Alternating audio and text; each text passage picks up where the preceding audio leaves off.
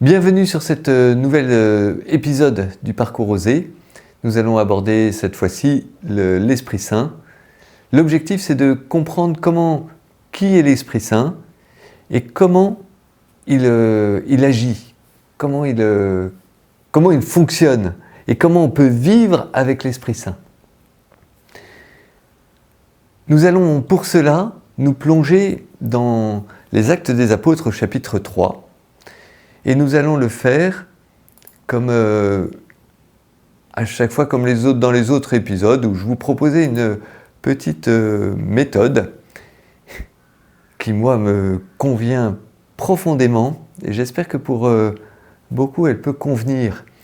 Eh bien, c'est d'entendre comment entendre ce que Dieu me dit quand on proclame la parole de Dieu. Si les actes des apôtres sont véritablement inspirés, et nous y reviendrons, Dieu est en train de parler, mais il me parle personnellement. Et l'objectif, c'est d'entendre ce que Dieu me dit à moi, personnellement, plutôt qu'aux autres. Et c'est ça, cette petite méthode, elle est là pour ça. Elle se fait en 4 étapes. La première, c'est d'entendre ce qui est proclamé et de s'imaginer la scène, mais comme si on était au théâtre, en point extérieur. Et si je vois, je ne sais pas, Jésus qui guérit un aveugle en lui mettant de la boue sur les yeux, je contemple cette scène et je regarde ce qui retient mon attention. Et ce qui retient mon attention, c'est que justement, il prend de la boue. Alors qu'il y a d'autres miracles où il n'a pas pris de boue, là il prend de la boue, il l'en met sur les yeux. Pourquoi il met de la boue sur les yeux de l'aveugle?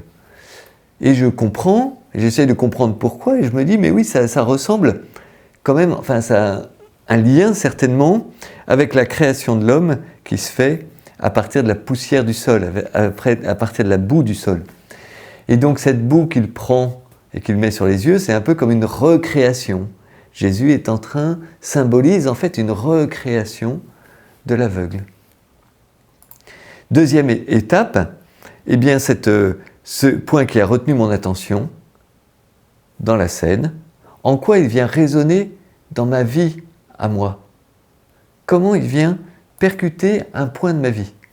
Si je reprends cette idée de la boue sur les yeux, je peux me dire, mais en fait, j'ai besoin d'être renouvelé pour voir. Je ne vois pas assez. Quand je regarde le monde, en fait, je vois trop le monde de manière matérielle et je ne vois pas assez la présence de Dieu dans ce monde. Et j'ai besoin d'être renouvelé, que le Seigneur vienne me renouveler justement pour voir le Seigneur, pour voir son œuvre et voir l'Esprit Saint à l'œuvre.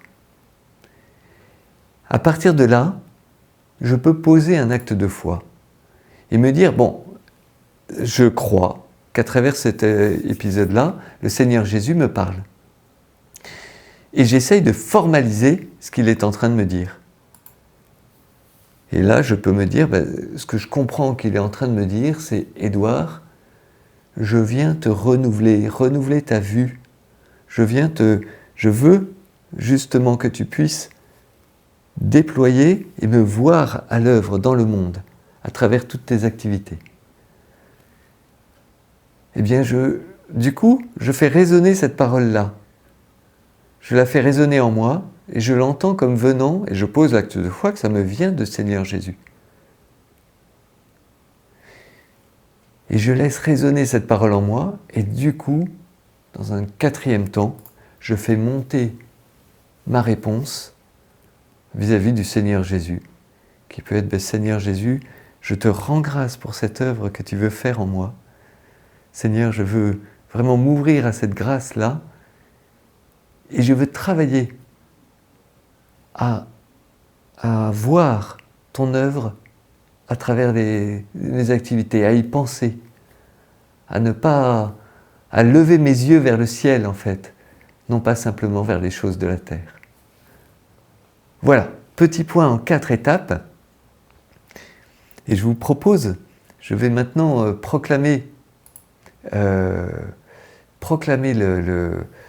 la parole de Dieu, et je vous propose de faire juste la première étape, de prendre un temps après, de mettre la vidéo sur pause et de prendre un temps pour voir, vous imaginez la scène, peut-être lire l'épisode, et puis voir le point qui retient votre attention. Je proclame la parole.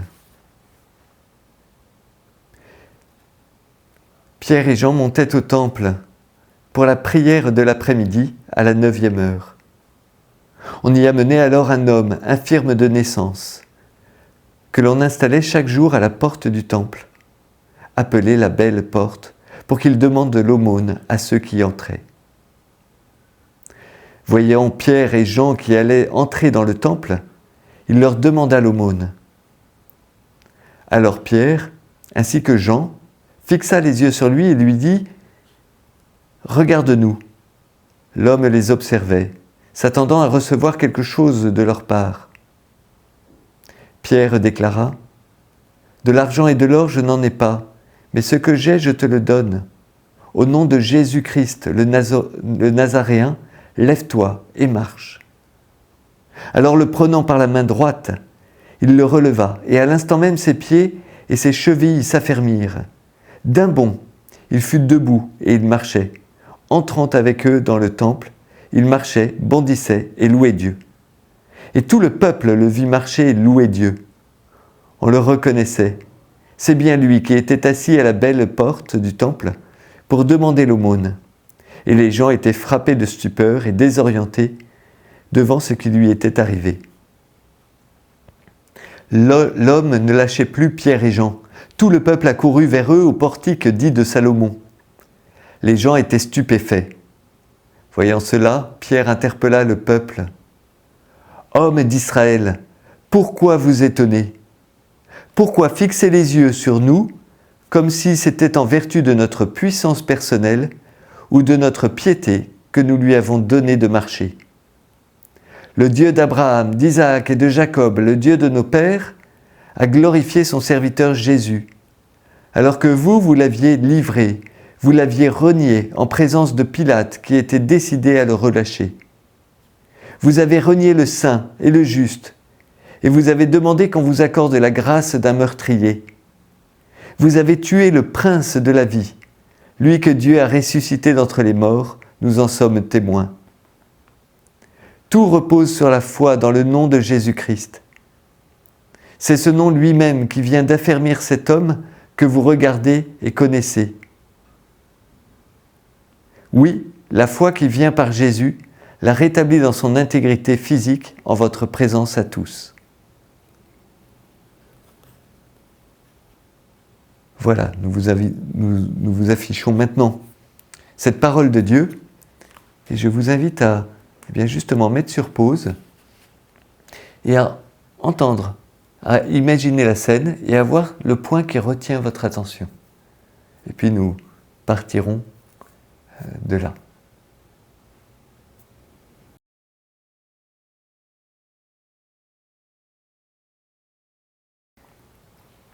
Donc relisons maintenant cet épisode. Le premier point que je voudrais souligner, c'est que nous sommes au chapitre 3 des Actes des Apôtres. Et donc, les apôtres ont vécu la Pentecôte qui se passe en acte 2. En fait, vous souvenez-vous de l'ascension? Au moment de l'ascension, donc il y avait eu, si on reprend toute la chronologie, le jeudi saint, Jésus institue son Eucharistie. Le vendredi saint, il est condamné à mort, mis en croix, puis mis au tombeau. Le samedi saint, il ne se passe rien. Le dimanche, youpi, c'est la résurrection. 40 jours, il apparaît à ses apôtres, puis au bout de 40 jours, il s'élève dans son corps, une nuée vient le dérober à nos yeux, et il est exalté par Dieu, fait roi. C'est l'ascension. 10 jours plus tard, comme l'avait promis Jésus, qui demandait aux apôtres de rester à Jérusalem pour attendre la promesse du Père, en leur promettant le baptême dans l'Esprit Saint, eh bien, intervient l'épisode de la Pentecôte où les apôtres reçoivent l'Esprit Saint. Et donc la Pentecôte en grec vient de 50, Et donc c'est 50 jours après Pâques. À Pâques, les Hébreux, les Juifs, célèbrent la traversée de la mer Rouge. À la Pentecôte, ils célèbrent le don de la loi sur le mont Horeb. Mais le jour de la Pentecôte, les apôtres, eux, ont reçu l'Esprit Saint. Mais voyez que dans cet épisode-là, nous sommes après la Pentecôte, et à la fin des temps, au dernier jour, Jésus viendra dans sa gloire et il établira pleinement son royaume, comme nous l'avions vu, dans cette communion d'amour de toute la création, où je suis, où mon frère que je ne connais pas, eh bien je serai en communion d'amour avec lui. Et je suis appelé à vivre de cette communion d'amour dès aujourd'hui. Voilà. Mais donc, les apôtres, Pierre et Jean, ils ont reçu l'Esprit Saint. Qu'est-ce qu'ils font? Ils montent au temple pour la prière. Ils continuent à prier, et à prier comme des Juifs. Ils sont Juifs. C'est pas parce qu'ils ont reçu l'Esprit Saint qu'ils sont différents. Enfin, en tout cas, ils prient de la même façon, donc ils montent au temple. Il n'y a pas vous voyez, il n'y a pas de rupture. Et donc ils montent au temple, et ils croisent cet homme infirme de naissance qu'on amène à la belle porte. L'infirme, première chose, c'est que Pierre et Jean vont demander à l'infirme qu'il leur demande l'aumône de les regarder. Il y a quelque chose de très beau dans cette attitude. Regarde-nous. Pour que le miracle, vous voyez, s'accomplisse dans un face-à-face, en fait, d'homme à homme. C'est pas je vais donner ma petite piécette ou mon miracle de haut. Non, c'est vraiment d'égal à égal. Et Pierre dit, de l'or et de l'argent je n'en ai pas, mais ce que j'ai je te le donne. Au nom de Jésus le Nazaréen, lève-toi. Et il le ressuscite. Plus exactement, il le relève. Il le relève, mais voyez bien que ce miracle-là, nous avons vu Jésus faire exactement la même chose. Il n'y a aucune différence. On voit bien Jésus faire exactement la même chose. Et là, on va essayer de comprendre quand même pourquoi Pierre relève cet infirme-là. Certainement, en venant de chez lui, il a croisé plusieurs infirmes. Hein. Pourquoi c'est cet infirme-là qu'il relève et non pas les autres? Comment ça se fait qu'il y a ce miracle qui intervient maintenant? Je souligne juste une chose avant, c'est que le miracle, je parlais de résurrection, mais c'est un lapsus révélateur parce que le miracle est un véritable miracle. L'infirme n'a jamais marché. Donc tous les muscles sont complètement atrophiés et surtout il ne sait pas marcher. Or, quand il se relève, immédiatement ses chevilles s'affermissent, les muscles, pouf, se déploient et il sait marcher. Non seulement il sait marcher, mais il sait bondir.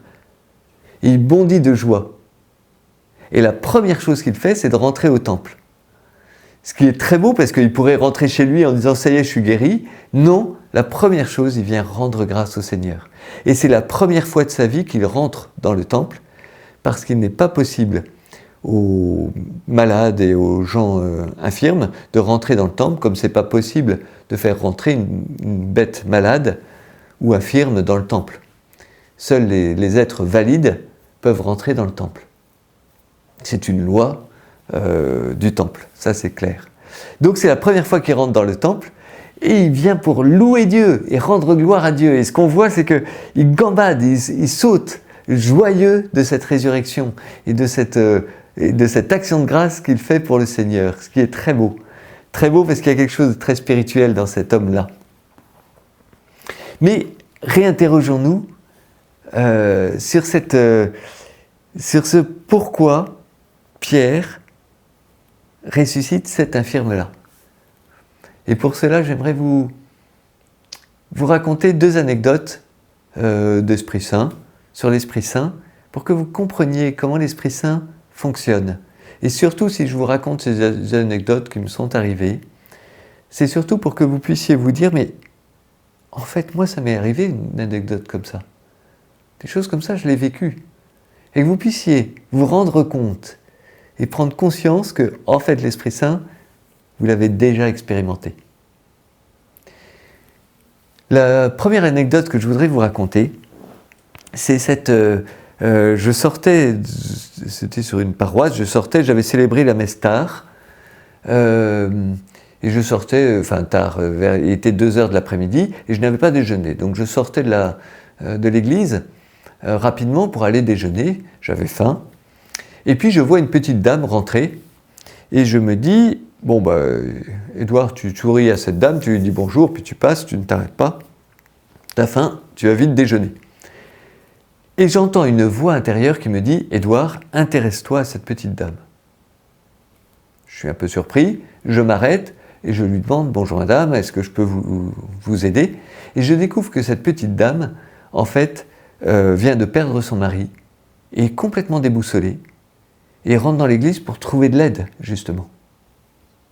Je la prends avec moi, je l'amène à la personne de l'accueil qui vient d'ouvrir, puisque ça ouvre à 14h, et je lui explique la situation, et moi pendant ce temps-là, je vais déjeuner, et je reviens après, quand je suis revenu après, j'ai appris que cette petite dame avait parlé pendant une demi-heure, et puis était repartie complètement apaisée, justement éclairée par la dame de l'accueil. Et vous voyez, là je me suis dit, Édouard, tu as entendu l'Esprit Saint et tu lui as répondu. Il n'y avait aucune raison que je m'arrête à cette petite dame. Vous voyez, ce qui me fait dire que c'est l'Esprit Saint, c'est parce que vraiment cette voix avait quelque chose d'extérieur à moi, et j'avais pas de raison de m'intéresser particulièrement à elle. Donc vous voyez, quelque chose d'un mouvement, une voix intérieure qui me dit, voilà, intéresse-toi à lui, à elle.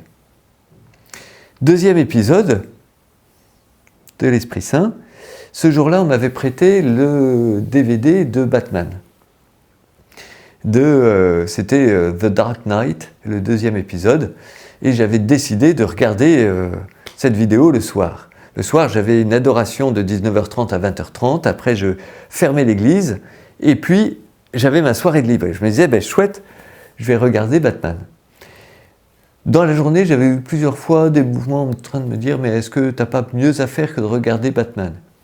Non, j'avais décidé de regarder Batman. L'adoration se passe, c'est la fin de l'adoration, je me dis vite, je ferme rapidement l'église, je suis pressé d'aller regarder Batman, j'éteins toute l'église, je ferme, je vais pour fermer les grilles devant l'église, et là il y a l'équipe des maraudes qui arrive, et qui me disent, ah mon père, vous priez avec nous? Ah oui, mais oui, je suis un peu pressé, quoi. J'ai un rendez-vous après, important, voilà. Donc on prie, alors comme j'avais tout éteint, déjà fermé en partie, on reste devant l'église, on prie ensemble, je les bénis, et puis je les ramène vers les grilles de l'église, m'apprêtant à fermer les grilles, et là une des participantes dit, mon père, vous venez avec nous.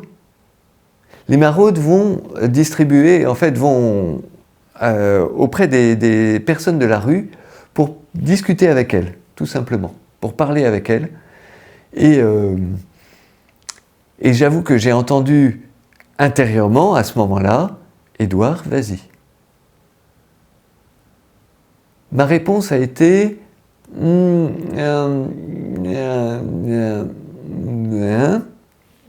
je pense que je n'ai pas prononcé plus de mots que ça. Ils n'ont pas insisté. J'ai fermé la grille derrière eux. Mais en fermant la grille et en les voyant partir, je me suis dit, Édouard, tu devrais être avec eux. Ce soir-là, j'ai regardé Batman et je suis persuadé que j'ai dit non à l'Esprit Saint. Vous voyez, ces deux épisodes sont là pour vous dire, encore une fois, pour vous manifester une façon de faire de l'Esprit Saint, mais une façon de faire où je suis persuadé que vous avez des expériences similaires. Mon objectif, c'est vraiment que vous vous disiez, mais oui, en fait, l'Esprit Saint, je l'ai déjà expérimenté. Ce n'est pas un inconnu pour moi. Non, il n'est pas inconnu, parce qu'il agit profondément sur cette terre. Je reviens à l'épisode de Pierre et Jean, et à ce miracle. Et je reviens à ma question, pourquoi Pierre relève cet infirme? Eh bien, si nous avons Pierre et cet infirme, en fait, ce qui s'est passé, c'est que Pierre, qui a reçu l'Esprit Saint, entend intérieurement une voix qui lui dit « relève cet infirme ». Pierre relève cet infirme.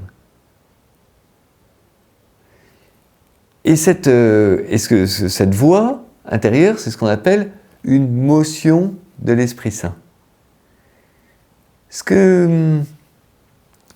Et à travers cette motion, ce que voit Pierre, c'est qu'en fait c'est Jésus qui lui parle. Pourquoi Jésus ? Parce que cet Esprit Saint qu'il a reçu, il sait que Jésus l'a reçu aussi. Jésus l'a reçu à son baptême. Au moment du baptême, on voit les cieux s'ouvrir, l'Esprit Saint descendre comme une colombe et descendre sur Jésus, et la voix du Père qui se fait entendre, celui-ci est mon Fils bien-aimé, en qui je me complais. Et Pierre a conscience que l'Esprit Saint qu'il a reçu le jour de la Pentecôte, qu'il a en lui, est cet Esprit Saint, ce même Esprit Saint que Jésus a reçu. Et du coup, ça l'unit complètement à Jésus. Et donc, il y a une unité entre lui. Et du coup, cette motion, cette voix qu'il entend, Pierre relève cet infirme, pour lui, ça vient de Jésus. Par l'Esprit Saint, évidemment. Mais vous voyez, c'est une motion qui lui vient de Jésus lui-même. Simplement maintenant, Pierre va devoir poser un acte de foi. Pourquoi un acte de foi ? Parce qu'il va falloir qu'il se dise « Attends, oui, c'est bien l'Esprit Saint qui me parle, et je vais relever cet infirme. » Mais voyez bien que si Pierre dit « De l'or et de l'argent, je n'en ai pas, mais ce que j'ai, je te le donne. Lève-toi au nom de Jésus le Nazoréen. » et que l'infirme ne se lève pas, Pierre va se trouver un peu couillon. Et il va dire « Ah ben non, mais attendez, j'ai oublié quelque chose chez moi, je repars, voilà, ça va. » Évidemment qu'il y a un acte de foi à poser, vous voyez, de dire « Je crois que l'Esprit Saint m'a parlé, je crois qu'il va agir à travers moi. » Dans le cas de la petite dame, moi c'était tranquille, hein. Je m'arrête, je m'intéresse à la petite dame, elle aurait très bien pu me répondre « Non, je viens juste visiter, très bien, au revoir madame, hop, c'était bon. » Vous voyez, je ne prenais pas beaucoup de risques. Pierre, lui, il prend beaucoup plus de risques. Mais vous voyez, il pose un véritable acte de foi. Je crois que c'est l'Esprit Saint. Et dès lors, parce qu'il pose cet acte de foi, l'Esprit Saint est capable de relever l'infirme et d'agir à travers lui. L'Esprit Saint passe par Pierre, et c'est la puissance de l'Esprit Saint que Pierre déploie dans son acte et qui relève l'infirme.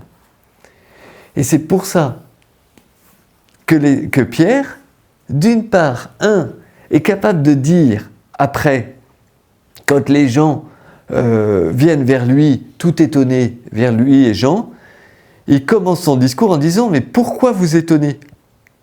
Pourquoi fixer les yeux sur nous comme si c'était en vertu de notre puissance personnelle et de notre piété que nous lui avons donné de marcher ?» C'est quand même étonnant, c'est bien lui qui lui a dit « Lève-toi et marche ». Et il dit « Mais c'est pas nous qui avons relevé cet infirme. » Étonnant comme phrase, hein ? C'est pas nous. Pierre a conscience que ce n'est pas lui qui a relevé cet infirme. Mais il dit plus tard « Tout repose sur la foi dans le nom de Jésus-Christ. » Tout repose dans la foi dans le nom de Jésus-Christ. La foi dans le Christ. C'est ce nom lui-même, donc Jésus-Christ lui-même, qui vient d'affermir cet homme que vous regardez et connaissez. Donc, pour Pierre, c'est Jésus qui a agi. À travers lui, par la puissance de l'Esprit Saint, mais c'est Jésus. Et il continue, oui, la foi qui vient par Jésus l'a rétabli dans son intégrité physique en votre présence à nous. Et c'est la foi en Jésus, puisqu'il pose l'acte de foi, qui permet à Jésus, par la puissance de l'Esprit Saint, de passer à travers lui et de déployer ce miracle. Voilà, vous voyez, ça, c'est la manière extraordinaire, exceptionnelle, qu'utilise l'Esprit Saint pour agir. Et c'est une expérience que nous pouvons tous faire, encore une fois. Mais voyez que pour déployer cet acte-là, ça nécessite, d'être sensible à ce qui se passe en nous. Et dès lors, c'est la prière qui va nous aider à ça. La prière, c'est ce qui nous permet de descendre au fond de nous. Et notamment la prière silencieuse, qui nous permet d'écouter ce qui se passe en nous, profondément. Parce que c'est là que le Seigneur nous parle, c'est là que l'Esprit Saint agit. Et donc ça nous demande d'être disponible à ça, et d'avoir l'habitude de descendre en nous, d'entendre du coup, d'être disponible, et puis de poser l'acte de foi, d'avoir le courage de poser l'acte de foi. Si nous, chrétiens, nous étions plus éduqués, j'allais dire, dans ces deux actes-là, il y aurait beaucoup plus de miracles dans le monde. Mais aujourd'hui, il y a des miracles qui se déploient. Alors des petits miracles, comme cette petite dame, mais aussi des miracles de guérison. Vous allez à Saint-Nicolas-des-Champs à Paris, tous les jeudis à 18h, vous avez une prière pour les malades, et vous avez des miracles qui se déploient par la puissance de l'Esprit Saint chaque jeudi soir. Tout simplement. Et à d'autres endroits, évidemment, les miracles de Lourdes, les miracles, voilà, et puis des miracles que chacun fait, déploie à travers sa vie. Ça, c'est la manière exceptionnelle dont fonctionne l'Esprit Saint. Encore une fois, qu'on peut tous avoir expérimenté. Mais ce n'est pas comme ça qu'il agit de façon habituelle. Et j'aimerais prendre comme exemple l'inspiration des Écritures pour essayer de vous faire comprendre comment l'Esprit Saint agit de manière habituelle. Les actes des apôtres que nous avons proclamés, nous l'avons dit, sont inspirés de Dieu. C'est la parole de Dieu. Mais comment s'est passé ça ? Parce qu'en fait, quand Luc écrit ces actes des apôtres, lui, ce qu'il fait, c'est qu'il a décidé d'écrire la suite de son évangile. Il l'écrit, c'est librement qu'il a décidé ça. Il n'a pas eu de motion de l'Esprit Saint. C'est librement, il décide lui-même. Il s'est dit, moi je vais écrire les actes des apôtres. Il écrit les actes des apôtres et il l'écrit avec toute son intelligence et toute sa liberté. C'est en pleine liberté, en pleine intelligence qu'il déprit. Il n'y a pas un seul mot, une seule tournure de phrase, une seule style, une seule organisation du plan qui ne vient pas de Luc. C'est lui qui l'a déployé, qui l'a écrit pleinement avec son intelligence. Il n'y a pas un seul mot qui ne vient pas de Luc et que Luc ne veut pas dans ses actes des apôtres. Donc c'est une œuvre, Luc est l'auteur des actes des apôtres. Simplement, en écrivant cet acte de façon complètement libre, ces actes de ce livre-là, il a évidemment prié et demandé à l'Esprit Saint de l'inspirer.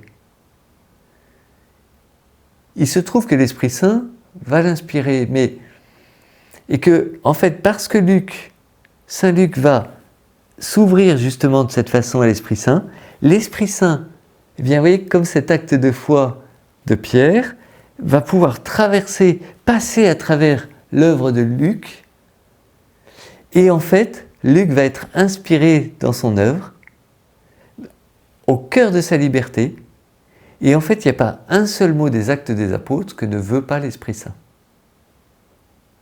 Donc, les actes des apôtres, c'est à la fois 100% l'œuvre de Saint Luc, 100% l'œuvre de l'Esprit Saint, l'œuvre de Dieu, et donc la parole de Dieu.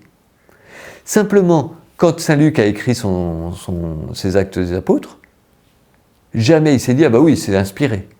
Il ne l'a pas senti. L'Esprit Saint a agi en lui parce qu'il lui a permis, mais ça s'est fait sans qu'il ressente rien. Et à la fin de ces actes des apôtres, il est incapable de dire « oui, mon livre est inspiré, mon œuvre est inspirée ». Non, lui, il ne peut pas le dire. Il va falloir que l'Église le discerne. Et c'est très beau parce que c'est comme ça qu'a discerné que tout le Nouveau Testament a été compilé. c'est que ces écrits-là ont été utilisés dans les églises, dans différentes églises, en fait, réparties dans le bassin méditerranéen. Et puis, chaque église va utiliser des lettres de saint Paul, et notamment les Actes des Apôtres.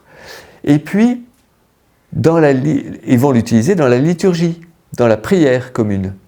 Et dans la prière commune, eh bien, les églises vont discerner quelles sont les œuvres qui font du bien et qui manifestent vraiment la parole de Dieu, et quelles sont les œuvres qui en fait ne sont pas inspirées.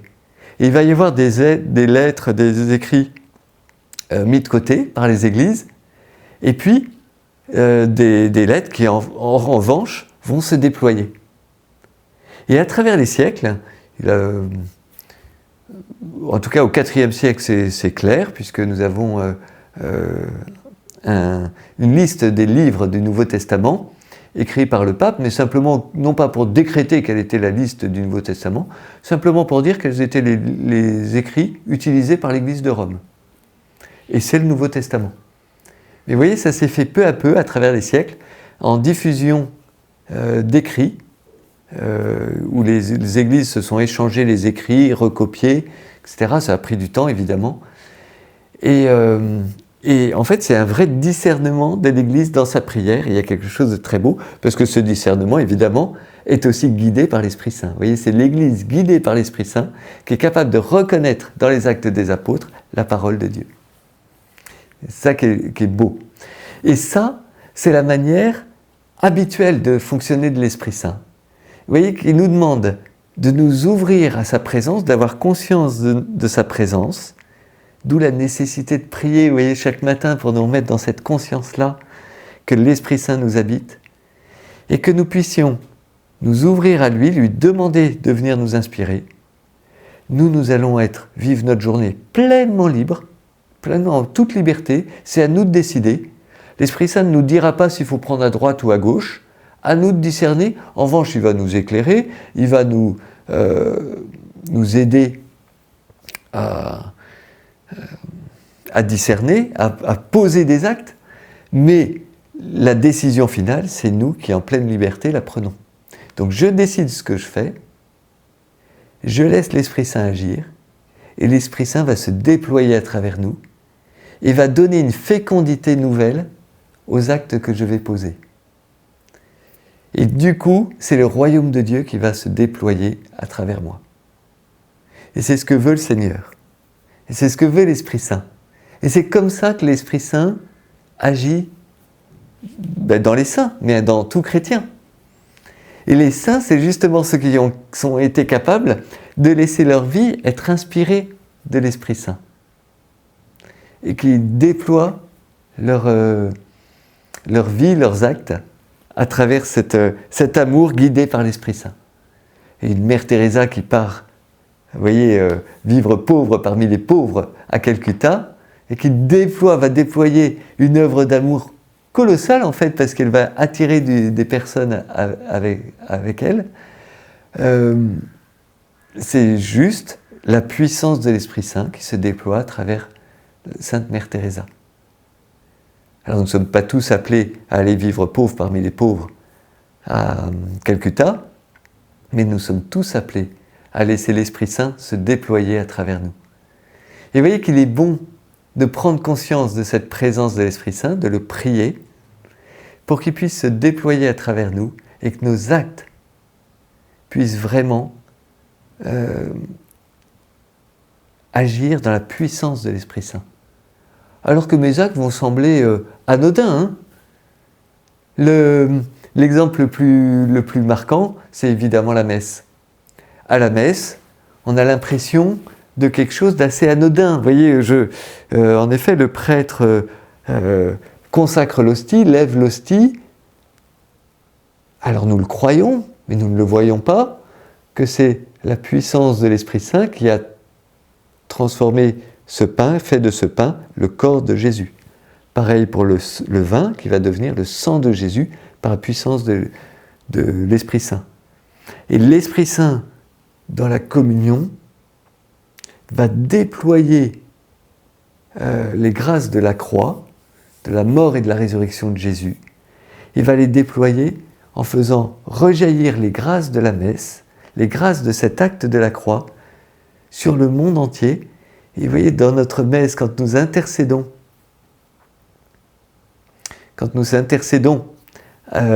pour tous les pécheurs, ben en fait, c'est la puissance de l'Esprit Saint qui donne la puissance, la force à notre prière, la puissance à notre prière, pour que ça rejaillisse sur tous les pécheurs.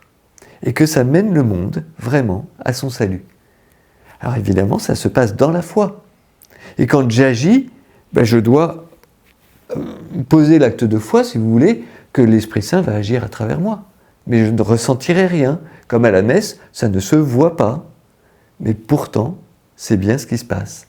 La puissance de l'Esprit Saint se déploie particulièrement dans la liturgie de l'Église catholique.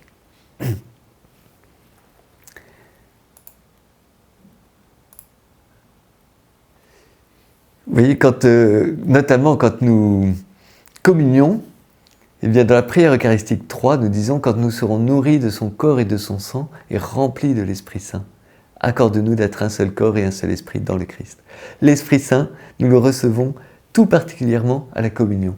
En fait, nous le recevons tout particulièrement dans les 3 sacrements de l'initiation, qui sont baptême, confirmation, où nous recevons la plénitude de l'Esprit Saint, et l'Eucharistie, où nous renouvelons cette présence de l'Esprit Saint en nous, précisément pour que nous vivions, pour que nous puissions être à la fin de la messe envoyés dans le monde, pour agir selon la puissance de cet Esprit Saint reçu au cours de la messe. Alors si nous reprenons ce schéma avec le mur de la mort, eh bien, vous voyez que mon péché qui me mène à la mort, eh bien, par la puissance de la croix, à travers la foi et les sacrements de l'initiation, va me permettre d'être purifié, d'être justifié par la puissance de la croix. Et mon cœur est réconcilié avec Dieu. Je suis réconcilié avec Dieu. Dès lors, je peux recevoir l'Esprit Saint. C'est le deuxième moment. Premier moment, justification. Deuxième moment, sanctification, où je reçois l'Esprit Saint, qui va me guider, m'entraîner sur ce chemin d'amour, qui, par la prière et les actes de foi, je vais pouvoir suivre ce chemin donné par l'Esprit Saint, et qui me mène jusqu'à la vie éternelle, à travers le mur de la mort, avec Jésus. Et si, encore une fois, et comme d'habitude, si je m'écarte de ce chemin-là parce que je continue à pécher, eh bien je peux toujours revenir sur le chemin par la puissance de la foi et des sacrements de la confession et de la communion, qui me permettent de revenir vraiment sur ce chemin de foi.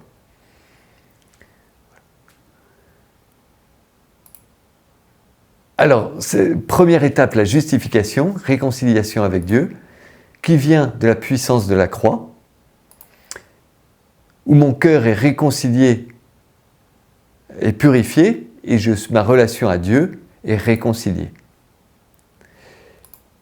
2, la sanctification, où je reçois l'Esprit Saint, et qui vient de la puissance de la résurrection, de cette vie nouvelle, justement dans l'Esprit Saint, dont vit Jésus, et comme je suis uni à Jésus, il m'envoie son Esprit Saint, et dès lors, je suis sanctifié, et je suis capable de suivre ce chemin de vie, ce chemin de vie éternelle, guidé uni au Seigneur Jésus. Et vous voyez que, de nouveau, comme toujours, cette puissance de la mort et de la résurrection de Jésus, cet acte de la mort et de la résurrection de Jésus, est vraiment pour nous un acte d'amour plein et entier de Jésus pour chaque homme. Parce que chaque homme, Jésus veut le faire entrer dans cette puissance de l'Esprit Saint et le guider vers la vie éternelle. Et c'est vraiment pour la vie de chaque homme, la vie éternelle de chaque homme, que Jésus est mort sur la croix. Voilà pourquoi Jésus est mort sur la croix. Pourquoi nous sommes si fiers de ces crucifix que nous mettons partout dans nos églises.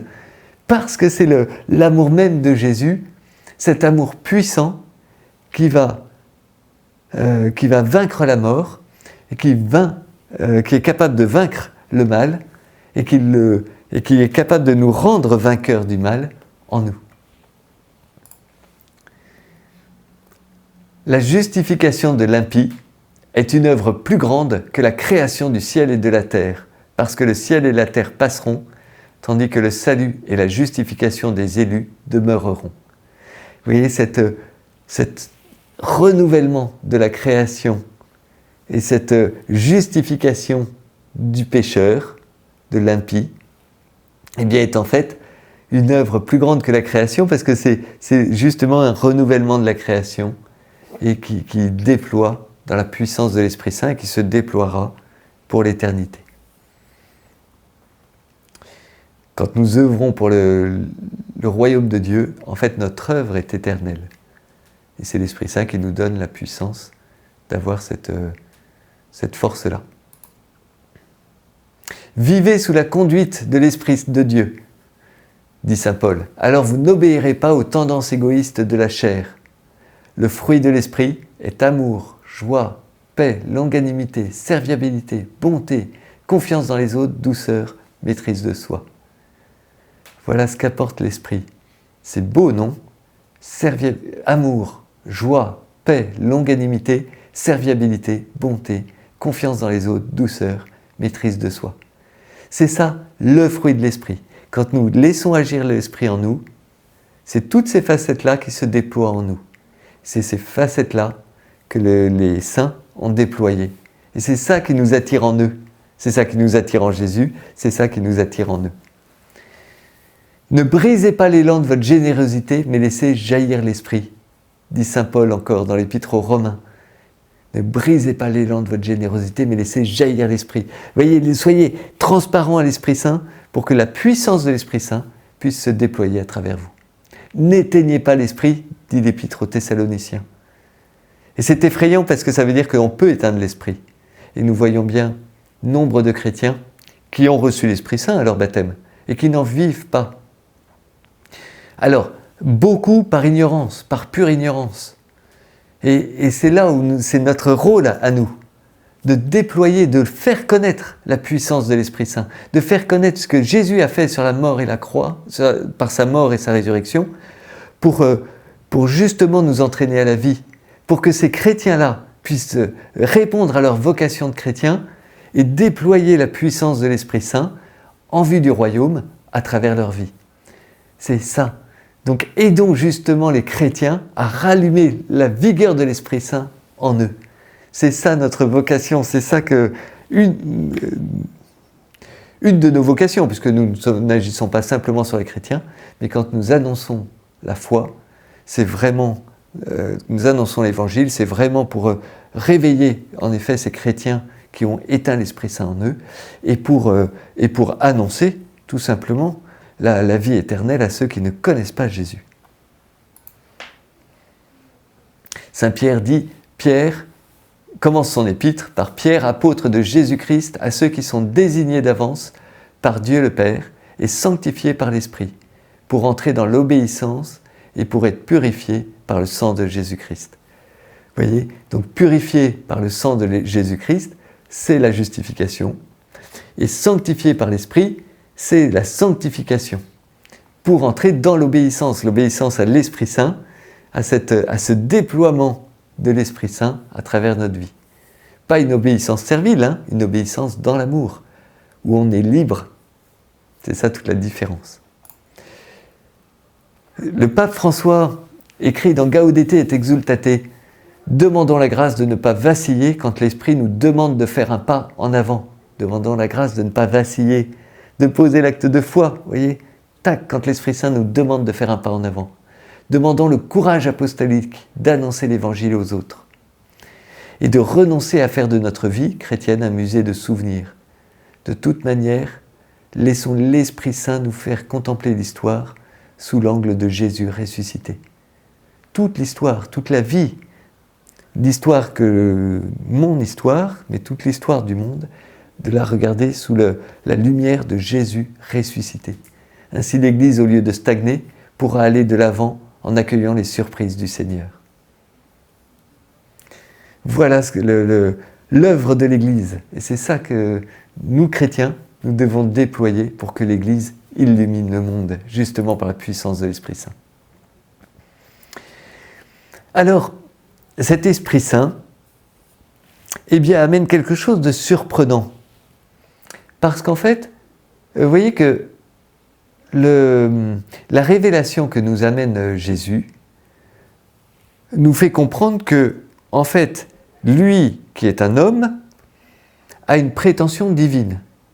Et nous voyons bien que par ses actes, eh bien, en fait, cette prétention divine est vraie. Et nous croyons que Jésus est le Fils de Dieu. Il se positionne comme le Fils de Dieu. Il parle de mon Père. Et quand il prie le Père. Donc, il y a Jésus, le Père. Et donc, s'il appelle mon Père, ben, c'est que lui, il est le Fils. Mais vous voyez que le Père, c'est Dieu. Mais le Fils, ben, il est Dieu aussi, puisque c'est cette prétention divine de Jésus. Donc, le Fils est Dieu. Et puis, Jésus va parler de l'Esprit Saint. Alors, qu'est-ce que c'est que l'Esprit Saint? Ben, en fait, ce qu'on comprend, c'est que le Père, s'il est Père, c'est que de toute éternité, puisque tout se joue dans l'éternité en Dieu, eh bien, le Père engendre le Fils. C'est un engendrement éternel, où le Père se donne totalement au Fils. Le Fils, lui, répond à cet engendrement, à ce don du Père, en se donnant totalement au Père dans une obéissance. C'est ce que nous voyons en Jésus, hein, où Jésus va obéir au Père en montant sur la croix. Il ne veut pas monter sur la croix et en fait il va le vouloir en obéissance au Père, qui veut qu'il donne sa vie jusqu'au bout. Donc il obéit, et cet échange et ce don du Père au Fils dans l'amour, qui est un engendrement dans l'amour, une obéissance amoureuse de Jésus, du Fils vers le Père, cet échange d'amour est si puissant que c'est une troisième personne qui est l'Esprit Saint. Et donc, nous avons, vous voyez, cette révélation de Jésus nous amène cette conscience que que Dieu est Père, Fils et Esprit Saint. Et c'est toute une révélation surprenante. Vous voyez, Dieu est un, mais en trois personnes, le Père, le Fils et l'Esprit Saint. Et si nous prenons au sérieux la révélation de Jésus, ben nous sommes forcés de voir en Dieu un Dieu en trois personnes. Et c'est évidemment mystérieux, on ne comprend pas exactement. Quand on parle d'engendrement éternel, qu'est-ce que c'est exactement? Ben, nous ne le saurons qu'au ciel. Mais vous voyez, c'est cette révélation de Jésus qui nous oblige, j'allais dire, à l'affirmer. Et vous voyez que cette Trinité, ce Dieu Trinité, eh bien en fait est surprenant parce que c'est toujours quelque chose, on se dit « Oh, mais un Dieu en trois personnes, c'est compliqué, etc. À quoi ça sert ?» Eh bien en fait, ça sert à une chose, donc un seul Dieu en trois personnes. Voilà. Et à quoi ça sert ce Dieu Trinité? Vous voyez que donc, il y a un seul Dieu, mais il y a le Père, le Fils et l'Esprit Saint. Donc, le Père est différent du Fils, le Fils est différent de l'Esprit Saint, l'Esprit Saint est différent du Père. Mais en revanche, le Père est Dieu, le Fils est Dieu, l'Esprit Saint est Dieu.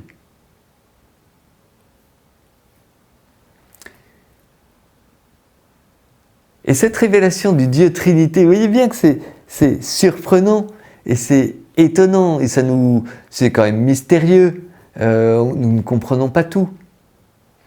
Mais ça nous permet de comprendre qu'en fait, une révélation essentielle, qui est une révélation purement chrétienne et que seuls les chrétiens peuvent affirmer, c'est que Dieu est amour. Dieu est amour est une révélation purement chrétienne. Même les Juifs, qui ont une religion totalement vraie, ne pourront jamais affirmer que Dieu est amour. Pourtant, Pourquoi? Eh bien parce que, vous voyez que pour que Dieu soit amour, il faut qu'il soit en lui-même, dans son être même, amour, indépendamment de la création. Dieu existe indépendamment de la création, évidemment. Et donc il doit être amour en dehors de toute création. Mais pour être amour, s'il doit aimer et qu'il est tout seul, du coup il s'aime lui-même. Et dans ce cas-là, c'est un amour narcissique qui n'est plus du tout de l'amour. Mais si Dieu, en lui-même, n'est pas solitaire, mais à 3 personnes, eh bien il peut y avoir un véritable échange d'amour en Dieu de toute éternité. Et c'est ce que nous permet de comprendre la révélation qu'apporte Jésus-Christ. C'est que Dieu est amour. C'est-à-dire que tout acte d'amour sur terre, un acte d'amour, c'est un don de soi, vous voyez, un acte concret où on se donne et qui fait vraiment pour l'intérêt de l'autre, pour le bien de l'autre, eh bien, cet acte-là rend présent Dieu sur terre. C'est ça notre révélation. Et vous voyez, cette révélation de Jésus nous permet de comprendre cela. Et sans Jésus, nous ne pouvons pas le comprendre. Alors, je voudrais vous inviter à relire cet épisode des Actes des Apôtres et de faire ce petit exercice de le relire, de vous mettre à l'extérieur et de voir ce qui retient votre attention, de comprendre pourquoi c'est ce point qui retient votre attention, de le faire résonner en vous, pourquoi c'est ce point-là qui a résonné et comment il vient résonner dans votre vie aujourd'hui. Du coup, de poser l'acte de foi que Dieu vous parle et de voir ce que Jésus est en train de formaliser, ce que Jésus est en train de vous dire et de faire jaillir une réponse, de faire résonner sa parole et de faire jaillir de votre cœur une réponse à sa parole. Et je vous invite encore une fois à faire une pause à cette vidéo et de prendre le temps, un temps de silence, de relecture de ce texte, de cette parole de Dieu, et de faire jaillir votre réponse de cette parole.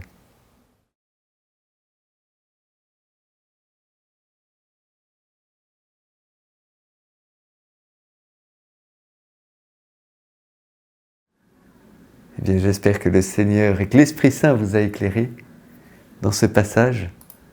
Il y a des choses belles. Comme d'habitude, à la fin de cet épisode, je vous invite à des exercices pratiques.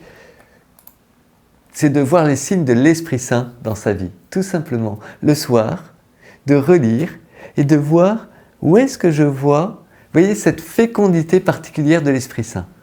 Pas forcément, vous voyez, cette façon exceptionnelle de l'Esprit Saint d'agir, d'une voix intérieure, une motion intérieure qui me pousse à agir, ou quelque chose des circonstances étonnantes. Non, simplement de voir les actes que j'ai posés et où je vois une fécondité particulière qui me font penser que l'Esprit Saint était là, présent. Eh bien, merci beaucoup d'avoir regardé cette vidéo.